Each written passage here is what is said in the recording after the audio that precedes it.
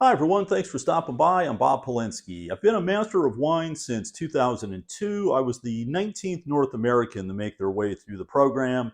I've spent 40 plus years in the wine trade. I've owned wine shops. I've had a number of corporate roles around the US. I've also worked overseas. And I launched this YouTube channel back in December of 2022. Now, today's topic is about one of the greatest, most distinctive wine regions in the entire world. The topic is all about Chablis. In this video, there's going to be a discussion about what makes Chablis unique. We're going to talk a little bit about the quality levels of Chablis, what to look for when you're out shopping for Chablis, and we're going to conclude with a tasting of a fantastic example of a current release.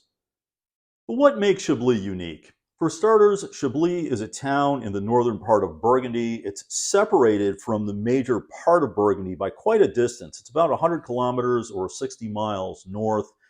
It's an area that is quite close to Champagne. It's a cooler growing region, which what that means is oftentimes the fruit is actually going to struggle to get to full ripeness. You'll see this scenario play out in many other classic wine regions around the world. In places where the fruit struggles to get ripe, in many cases the growing season may be a bit extended. The fruit actually retains a lot of acidity. That acidity forms the backbone of the wine. And in many cases, the wines will have a brighter, fuller range of aromatics. When the temperatures get very, very hot, oftentimes what will happen is the acidity levels will collapse, and oftentimes the aromatic character of the wine will also be compromised. The alcohol levels go up, the wines get kind of clumsy and out of balance. In Chablis, when all the pieces come together, it's in my opinion, the most pure, expressive character that you can ever find in Chardonnay. Chardonnay is the only grape that is grown in that region. There's no red version of Chablis. And in my view, Chardonnay is a bit like the chicken breast of the wine world. It's a grape variety that can be manipulated into many different styles. Within Chablis, many of the producers there will focus on reflecting the true place of origin. That's what makes Chablis so unique. In most cases with Chablis, the word Chardonnay will appear nowhere on the label. Now, the example that's going to be tasted in just a bit actually does state it on the back label. It's a bit more of the exception than the rule. Within Chablis, there are 4 quality levels, with Grand Cru being at the very top. There are 7 Grand Cru vineyards. They're all located on the same slope. The vineyards are all contiguous with one another. And it's a bit like real estate, location, location, location. This is the prime spot within Chablis. You have the advantage of having a southern exposure, which is certainly an advantage, trying to extend the growing season in a marginal cool area. The soil structure there also lends a very specific character to these wines. And when everything comes together, the Grand Crus are the pinnacle of what Chablis has to offer. Some of these wines will have some oak influence, some new oak, some will use older oak, some no oak. It all varies by producer. But when the pieces come together, these are very much a reflection of that specific place. Next up are the Premier Cru, and this is where I spend most of my time when I'm shopping for Chablis. And that's for a couple of reasons. Premier Cru can rival Grand Cru in terms of quality. The prices tend to be much less. Also, there is much more Premier Cru Chablis produced, so it's easier to find.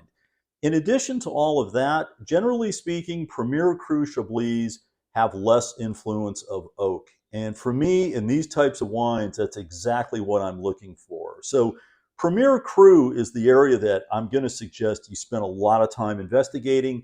I'm going to put a good number of those down in the description below to give you some options when you're out shopping for Chablis.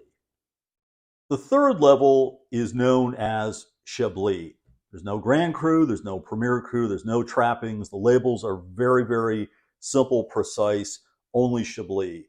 This is the most plentiful. This is more than 50% of what's produced in the entire region. The wines generally have very little oak influence. Some will come out of stainless steel, some very older oak, inert oak, but the wines retain a freshness, a vibrancy. These have much less ageability than the higher levels, but they're very solid wines if you can pick and choose the right ones. The values are very good.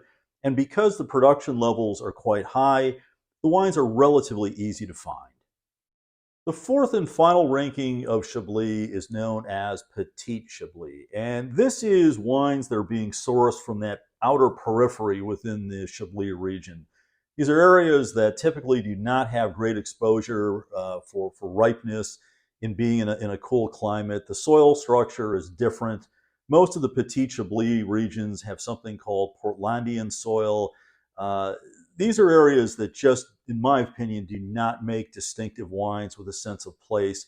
I've had many of these over the years. At best, the wines have been so-so. If you've had something in a Petit Chablis that you feel is noteworthy, I'd love to hear from you. Please post it down below. But generally speaking, my advice is steer clear of these, spend an extra small amount of cash, and move up a notch to that base level of Chablis. In terms of what you'll find in your glass when you try a Chablis, there's some common denominators when you go from Chablis to Premier to Grand. Just think of it as you move up that continuum, the level of complexity, of intensity, of expressiveness will also be ratcheted up. There's certainly a quantum leap between base level Chablis and Premier, less so when you go from Premier to Grand Cru. But the wines are going to be pale in color. They'll oftentimes have a slight greenish fleck to them. You'll find a green apple character in many of the wines. There is a stony minerality to it, and it's tough to put into words, but when you taste the wines, you'll get it. There is this flinty character that is found in many Chablis. The acidity is generally quite high because it's a cool growing area. And that acidity will stretch all the way from the start to the back palate of the wine. It's the backbone of the wine. It's one of the things that gives the wine so much longevity. Chablis can age very well for 8, 10, 12 years and beyond, especially at that Premier and Grand Cru level. The wines will pick up a whole lot of new character at that stage, a bit of a butterscotch, honeycomb type of nuance to them. I love aged Chablis. I think it's an amazing thing. Uh, Generally, the alcohol levels are not going to be excessive. Sometimes you'll get a bit warmer growing seasons and it'll tick up a bit, but generally they're going to be around 13%. The two vintages to be found broadly in the market today are the 2019 and 2020. They're actually quite a bit different than one another. I'm going to be opening a 19 in just a minute. It's a slightly warmer vintage. The wines have a little more roundness, a little more weight to them, but the acidity is still there to hold the wine together.